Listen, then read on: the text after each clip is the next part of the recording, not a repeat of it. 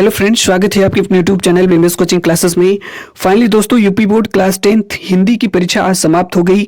दोस्तों हम आशा करते हैं कि आप लोगों का पेपर बहुत ही अच्छा हुआ होगा। पेपर दोस्तों बहुत ही ज़्यादा आसान नहीं था, ये इजी टू मॉडरेट पेपर था और पेपर में दोस्तों 20 बहुविकल्पी प्रश्न पूछे गए थे। तो इन 20 बहुविकल्पी प्रश्नों में आपके कितने प्रश्न सही हुए दोस्तों, आप जल्दी से मिला लीजिए। तो दोस्तों जिन लोगों का कोड जो है आज के पेपर का 801 SG मिला था, वो लोग मैच कर लें कि हिंदी के 20 बहुविकल्पी प्रश्न में उनके कितने सही हो रहे हैं। आइए देखते हैं दोस्तों, ये आपके हिंदी का पेपर था, यहाँ से आपका बहुविकल्पी प्रश्न स्टार्ट हो रहा है।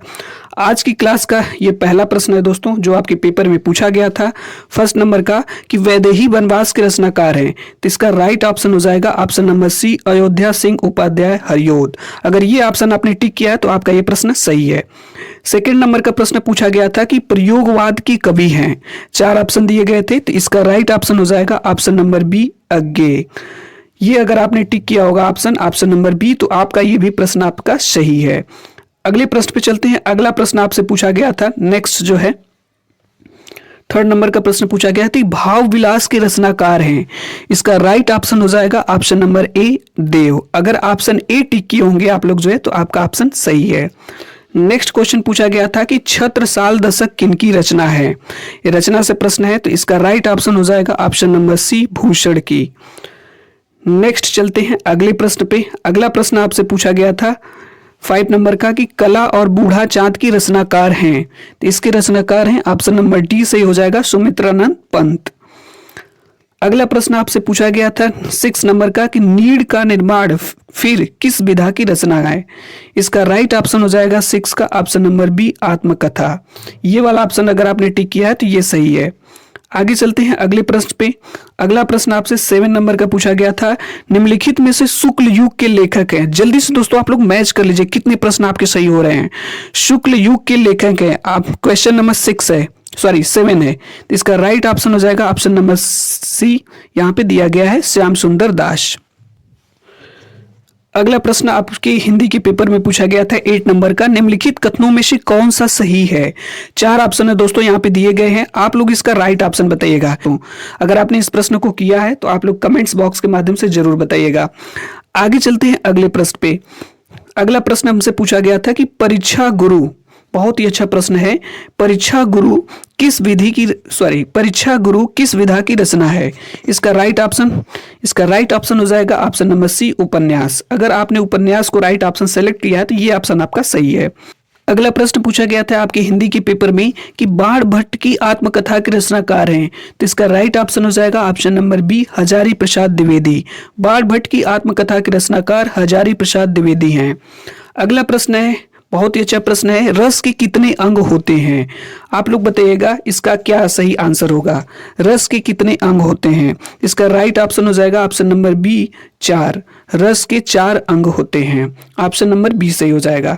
अगले प्रश्न पे चलते हैं। अगला प्रश्न पूछा गया था हिंदी के पेपर में कि पायो जी मैंने राम रतन धन पायो पंक्ति में कौन सा अलंकार है। इसका राइट ऑप्शन हो जाएगा ऑप्शन नंबर बी, रूपक अलंकार। दोस्तों समय बहुत कम है, आप लोग जल्दी से मैच बस कर लीजिए कितने प्रश्न आपके सही हो रहे हैं। अगला प्रश्न आपसे पूछा गया था कि सोरठा के पहले चरण में कितनी मात्राएं होती हैं। सोरठा के पहले चरण में कितनी मात्राएं होती हैं। तो इसमें दोस्तों ऑप्शन नंबर सी सही हो जाएगा, 11। देखिए सोरठा आप कैसे लिखते हैं, सोरठा आप ऐसे ही लिखते हैं। तो सोरठा में देखिए एक यहाँ पे डबल ऐसे ही तैयार कर लीजिए, इसमें 11 ही मात्राएं होती हैं। ठीक है, आगे चलते हैं अगले प्रश्न पे। अगला प्रश्न आपसे पूछा गया था 14 नंबर का प्रश्न, निर्दय शब्द में प्रयुक्त उपसर्ग है। ये सभी व्याकरण से प्रश्न यहाँ इधर देखने को मिल रहे हैं। निर्दय शब्द में प्रयुक्त उपसर्ग है। उपसर्ग मीन्स होता है जो किसी शब्द के पहले लगते हैं। तो यहाँ पे देखिए जो हो जाएगा, इसका राइट ऑप्शन हो जाएगा ऑप्शन नंबर सी, निर हो जाएगा। अगर आपने निर ऑप्शन नंबर सी सेलेक्ट किया होगा तो आपका सही होगा।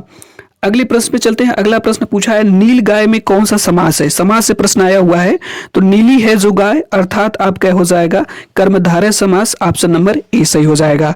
तो क्वेश्चन नंबर 15 का ऑप्शन नंबर ए सही हो जाएगा। अगला प्रश्न पूछा गया था, बहुत ही अच्छा प्रश्न है, तत्सम से पूछा गया था, तद्भव तत्सम से खेत का तत्सम रूप है। इसका राइट ऑप्शन हो जाएगा ऑप्शन नंबर सी, क्षेत्र। खेत का तत्सम रूप होता है क्षेत्र। अगला प्रश्न आपसे पूछा गया था 17 नंबर का, युष्मद शब्द का पंचमी विभक्ति बहुवचन का रूप होगा। तो इसका राइट ऑप्शन हो जाएगा ऑप्शन नंबर सी, युष्मत। अगला प्रश्न पूछा गया था हिंदी के पेपर में कि भाववाच्य में किसकी प्रधानता होती है, तो इसका राइट ऑप्शन हो जाएगा ऑप्शन नंबर सी, क्रिया की प्रधानता। नेक्स्ट प्रश्न पूछा गया था अगला सेकेंड लास्ट जो है, वाक्य के कितने तत्व होते हैं, तो इसका राइट ऑप्शन हो जाएगा ऑप्शन नंबर ए, 2 तत्व होते हैं।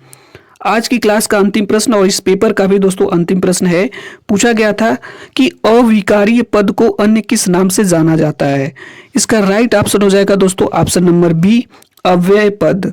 ध्यान से दोस्तों देखिएगा, बहुत से स्टूडेंट्स जो है इसका ऑप्शन ए सही कर दिए होंगे क्योंकि जल्दबाजी में दोस्तों, जबकि इसका राइट ऑप्शन होगा ऑप्शन नंबर बी सही होगा।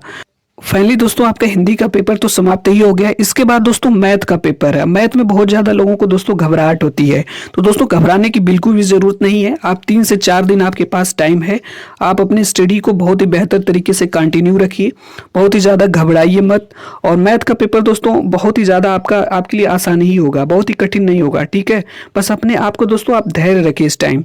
और सबसे ज़्यादा जरूरी है दोस्तों कि इन 3 से 4 दिनों में मैथ के जितने भी फार्मूले हैं, कॉन्सेप्ट हैं, आइडेंटिटी हैं, आप दोस्तों उनको तैयार कर लीजिए अच्छे से। अगर दोस्तों आपको नहीं मिल रहा है तो हम अपने इस चैनल पे प्रोवाइड करा देंगे आपको जितने भी क्लास 10th में, यूपी बोर्ड क्लास 10th के मैथ में जितने भी फार्मूले हैं मैथ में, सब कुछ हम आपको देने वाले हैं। तो दोस्तों यदि आप हमारे इस चैनल पे पहली बार विजिट कर रहे हैं तो विमलेश कोचिंग क्लासेस चैनल को सब्सक्राइब कर लीजिए और बेल आइकन पर क्लिक करके ऑल पर क्लिक कीजिए ताकि क्लास का नोटिफिकेशन आपको मिलता रहे।